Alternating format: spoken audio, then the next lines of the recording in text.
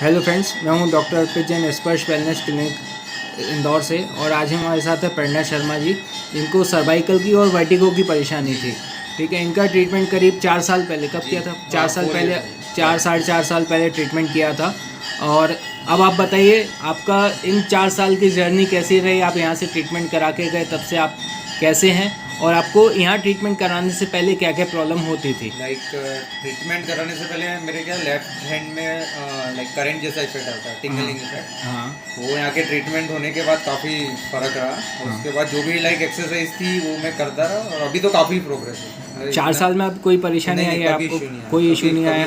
और आपके जो पहले काम करने में इशू आता था, जैसे बेड सेटिंग में, वो सब कुछ भी नहीं, सब में रिलीफ है? आप निश्चिंत, मतलब फ्री, मतलब निश्चिंत है? किसी भी प्रॉब्लम से कोई प्रॉब्लम तो नहीं है? आप कुछ नहीं, सेटिस्फाइड हैं? टोटली। ओके, आप किसी को गाइड कर सकते हैं जो आप प्रॉब्लम आपने फेस की, और दूसरे लोग उस चीज़ को नहीं फेस करें और उसको सही तरीके से करेक्ट कर सकें।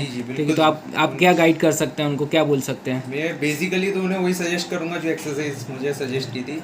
अगर और पोस्चर स्ट्रेट रखे, वाटर पिए, जो भी मेरे को सजेशंस मिले थे वो सब सजेशन में सजेस्ट करूँगा। ठीक है, आप संतुष्ट हैं? जी बिल्कुल। Okay, thank